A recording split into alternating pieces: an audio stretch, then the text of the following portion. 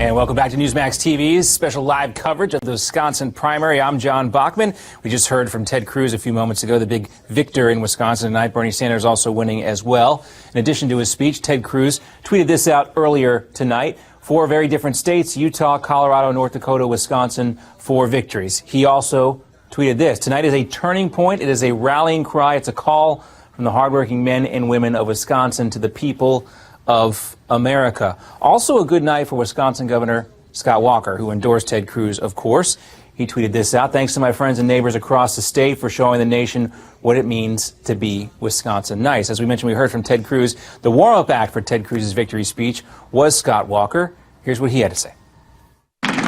Wisconsin nice means we're nice, but we're not pushovers. Right? You see, we understand what common sense conservative reforms mean. We understand what it means to have principled conservative leadership, because we've done it here in the great state of Wisconsin. All right, another sign that momentum is on Ted Cruz's side. Also, a new Reuters tracking poll just out today has Ted Cruz taking the lead for the first time ever in this poll over Donald Trump, 39 to 37%. John Kasich still in third place by a ways at 23%. Also, taking a look at some more exit polls that we have today, Wisconsin governors or voters were asked who can beat Hillary Clinton in the general election. Ted Cruz getting 40%, Donald Trump getting 30%. John Kasich, 20%, what you would expect from a state that went for Ted Cruz. So there you go, some exit polls, some tweets, and some sound we got from Wisconsin Governor Scott Walker. Ed, we'll now send it back to you. All right, John, thanks so much. Welcome back to the Cheesehead version of America Votes. If you don't live there, don't worry. The great people of Wisconsin wear that moniker as a badge of honor. Trust me, I've been there. Great friends, all right? Welcome in. Former Democratic senatorial aide and current contributor at The Hill, Brent Budowsky, joined by the chairman of Insider Advantage, author of News Vesting, syndicated columnist, veteran pollster, Matt Towery. Gentlemen, thanks so much for joining us. Let's get to work. Let's go ahead and check the numbers one more time. Let me start with you on this one, Matt, because what the numbers tell us right now: Ted Cruz, 52% of the vote, Donald Trump, 31%. The double digits that Ted Cruz thought he was going to get, apparently the surprise that Donald Trump said was going to show up in Wisconsin did not. And then on the Democratic side, I think let's begin there for a change, because is it not fair to say, Matt, that Bernie Sanders needed a resounding win against Hillary Clinton tonight, and 54 to 46% is not what he needed? Well, maybe, but the bigger thing that he has going for him is he's won so many primaries in a row now. That is a big problem. I mean, Clinton's going to get this nomination, but it's going to be a tough road. There have just been too many primaries in a row. And in these states where you get a majority or a super majority of white voters, Clinton has a hard time. So, like I said, she's going to get the nomination. And this wasn't the blowout people expected. But nevertheless, it's another bullet in his holster to say that, hey, I'm winning a lot of states, which right now he is. All right. Now, as the votes are being cast in Wisconsin, Hillary Clinton took the stage in Brooklyn. She wasn't even in Wisconsin for all of this. And in Brooklyn, of course, she took the chance tonight to go right after the Republican Party. Here you go. Trump may be the most outrageous of the Republicans. He is saying what all of them believe. They want abortion to be illegal, and they do want to punish women and doctors. He just committed the sin of actually telling people what they believe. All right, Brent, let's go ahead and back up. We know, of course, that Hillary Clinton is going to be taking as many shots as she can at the Republicans right now. But seeing what happened this evening, Matt is right. Bernie Sanders still has a winning streak going here, even though it wasn't big. But why is there any reason for anybody, anywhere, to think that Bernie Sanders can actually beat Hillary Clinton come the convention? Oh, I think that is highly unlikely. But why do people, possible, but here's the thing though, Brent, and you're right, it's what I want to get to here. Why do people still believe in Bernie Sanders? Because there are people out there who say, yes, he can make, and even his own people right now are talking about a contested convention on the Democratic side. Well, in an election like this, people believe what they want to believe. I mean, Bernie beats Trump by about 15, and Hillary beats Trump by about 11. And you get Trump people saying that Trump's going to defeat him. And I think you get the same syndrome on the other side. Fundamentally, though, what people need to watch are two things. What happens if Bernie wins most of the coming primaries and caucuses, but not by large margins, but you get win, win, win, win, even by a small margin. And watch out for California. This is a hidden ball in both parties. California, independents can vote in a Democratic primary. They cannot vote in a Republican primary. That will be advantage Bernie, disadvantage Trump. And I think the Bernie people are counting on the possibility, not guaranteed, the possibility that he wins big in the biggest state. So I think it's still open. I think an 8-point or 10-point or 12-point margin, and it'll end up that way, is fairly good for Bernie. It won't give him a huge lift in New York, but New York will keep closing probably from double digits for Clinton to less than double digits, and they'll fight it out. It's going to be an interesting couple of weeks, no doubt about it. Matt, I see you nod your head, so let's go ahead and talk about a couple of things here that we haven't touched on yet tonight.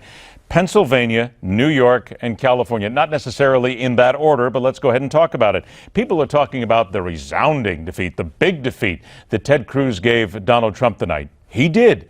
But there's still New York, where if you look at it, there are people who will tell you Ted Cruz has zero chance to really make a dent in New York, zero chance to make a dent in Pennsylvania, and zero chance to make the dent in California. So aren't these people saying the Trump train is off the rails right now, really starting to party a little too early? Probably so. Let's take it backwards and go forward. California could be, I think, very contentious.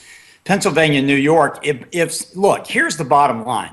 Trump is cheaping out on his campaign. He's not spending money on TV commercials. He's not spending money on some of the things he needs to do. And I was one of the first to say that Trump would do well, so I'm going to take him to task right now. When you get attacked like you've been attacked in Wisconsin, you've got to go on the air with counter TV ads, and he doesn't do it. He doesn't believe in it. And that won't matter necessarily in New York. It might matter in Pennsylvania, where you've got Rick Santorum, for example, who might be campaigning for someone else. California, it might really matter. So he's got to start digging into his wallet if he wants to try to secure these numbers on that first ballot, because that second ballot does not look good. Okay, so let's then take another exit poll here tonight, which I think is interesting. 1 out of 3 Republicans voting in Wisconsin said they would abandon the Republican Party if either candidate is the ultimate nominee between Donald Trump and Ted Cruz. Matt, I see you shaking your head, but here's the exit polls right here telling us that this is what they would do. Why do you shake your head and say that's simply not the case? Well, first of all, I've been a pollster and have watched polls for a long time, and most of them are nonsense, just absolute lunacy. These exit polls tell you something, a snapshot of time. They will not tell you where the race is going to frame up even a month from now. So I don't pay any attention to these head-to-head battles right now. As Trump says, or Cruz would say, they've not taken on Clinton yet. None of this means a thing. It's a state-by-state battle, delegate-by-delegate battle, and these silly polls don't mean a thing. Okay, now I'm going to hit you with something, and Brent, I'm going to come to you with this as well, because if these polls are nonsense and lunacy, and I got to tell you, Matt, I'm so glad somebody else said it out loud, because too often we are absolutely shown that. If they are just this insane, then why do people follow, and they absolutely take it as Bible, that Hillary Clinton will crush Donald Trump? She will crush Ted Cruz in the general election if the polls don't mean anything. That's to you, Matt. Oh, I'm sorry. That's okay. Well, they say this because it's good discussion. I mean, it makes for good talk. And listen, normally speaking, and most of the campaigns I've been involved in or I've polled or I've even been a witness to, the Republican candidate normally is way behind. There was one exception, and that is, of course, with Dukakis and Bush back in 1988, where Bush was way behind, and he clawed his way back. But in most of these instances, you do head-to-head, even going back to Ronald Reagan. He was getting murdered even by Jimmy Carter at this stage. And, of course, we all know how that story ended. So they make good discussion. Look, we got a lot of time to kill when we're waiting on actual numbers to come through, so we rely on these exit polls. Exit polls are often wrong when it's down to the wire in general elections, not as much in primaries. And they give all kinds of nonsensical type questions that just don't mean a thing when you're this far out. Lying in the weeds, though, is Brent Budowsky right now, sitting there from the left. And I know, Brent, you and I have talked about this before, and I have this sense that you're still going to come in here and say, well, yes, the polls may be nonsense from time to time, but you will agree, because there's no way in your mind and the left's mind that Hillary Clinton or Bernie Sanders could possibly lose to Donald Trump. I'll tell you what, I think that's a little bit overconfident here right now, Brent. Well, overconfidence is not my middle name, but I will tell you this. I think we three may have the makings of a beautiful wager coming here. I do think that there are endemic weaknesses to Hillary's candidacy. There's no question about that. I think she is very fortunate that the Republicans aren't nominating John Kasich or somebody who had a stronger chance like Marco Rubio. But I will say outright here tonight, I'll put some money on this, or Green Bay Packer tickets if you want to bet that. I think Donald Trump will lose a landslide to any Democrat, period. He has so alienated such high percentages of women and Hispanics and young people that it is just a mountain too high for anybody to climb. Now, I may be wrong, and I'm relying on much more than the polls, but I think Donald Trump is a loser in a general election, and I think he loses a landslide to anybody. Now, we'll see if that looks smart or dumb, but I'm ready to bet on it, guys. Here, I'm ready. Let's do it right now. We have to be very careful here. We have to look at some of the federal laws right now because we're talking about across state lines at this point. We have to be very careful now, young man. And I'll ask you a little bit later what your middle name is, just in case we clear that out. All right, Matt. Look, but this comes down still to what is the constant argument here. And we had it the last segment here with Peter Morisi and Pete Hoekstra, that Donald Trump does not know policy. People will say, that's his strength. He doesn't. He's a non-politician. They will come in and say that he doesn't always give the right answer. People will come back and say, that's why we love him, because he speaks from the hip. He shoots from the lip. He doesn't always follow what the establishment says. So then why, with all this that we've talked about here, Brent can make that bet all he wants, but there are people who will live and die with Donald Trump right until hell freezes over.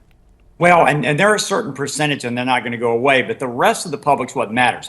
Right now, what I think people are missing, I mean, I went through the healthcare system today, dealt with a lovely healthcare person named PJ, did a great job. She was interested in politics. She didn't give me an opinion one way or another, but she's hyper interested. Everyone's interested in this race this year. When you have a hyper interested electorate, anything can move them to the last moment. And let me give you an example about Donald Trump. Donald Trump's campaign had a very simple answer, and they could still use it. Instead of falling into the morass of abortion, they could have dealt with women's issues by talking about the tens of thousands of women who are being really just taken, really suffering at the hands of ISIS and the other terrorists that we have in the Middle East. And that, in fact, is where his strength is. He polls very well with that. If he had enough group of folks to do the right ads and to pivot this campaign, you don't think that could move folks in the last 2 weeks if something were to happen, or if he were to bring it up as an issue? He just isn't focusing on the right issues right now. Trump got where he got because he danced with what he danced with. He needs to dance with that all the way through the election, and he can bring those women back, and he can bring other groups back if he does, in fact, get the nomination. I don't think it's a lock, and I wouldn't bet, and plus you don't want to bet me because I could bury you. All right, now let's talk about, careful there. Let's talk about the immigration issue here for a moment. I got about 90 seconds left. Brent, to you on this one. Donald Trump, though, here's where the man is a master. He comes in, he has a lousy week. He's got people hammering away at things that he says, and guess what he does? He comes out, he throws out his plan to make Mexico pay for the wall. It's top news. Everybody's talking about it today. And you know as well as I do, Brent, you've been around this game a long time. Republican, Democrat makes no difference. He's talking to the base. This is what those people want. This is what the people, they want that immigration change right now.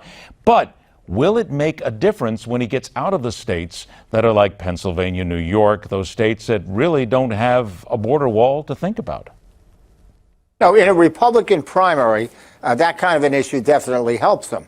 The problem is, in a general election, that is arsenic. That is poison. I mean, he has about a 70% negative rating among Hispanics, which is the largest demographic group. On women, you have Donald Trump not only had 6 different positions on abortion, which meant he doesn't even read the newspapers enough to know what he stands for, but while Hillary Clinton and Bernie Sanders are talking about pay equity for women, Donald Trump thinks American workers are overpaid, his words. So I think there are things he doesn't know that he doesn't know he doesn't know. And I think it's just killing him left and right. I swear to goodness, I think Brent Budowsky just came up with a Hillary Clinton campaign slogan. If that shows up on a T-shirt, Budowsky, then you don't get a piece of it. All right? Gentlemen, I tell you what, stay in your chairs. We got a lot more work to do. We're going to come back to you right after this. Remind you once again that as far as the numbers are concerned here tonight, as we check the latest, we'll continue to update them. Ted Cruz, the winner. Bernie Sanders, the winner. Ted Cruz on the Republican side, 52%. Donald Trump, 32%. John Kasich still has some votes.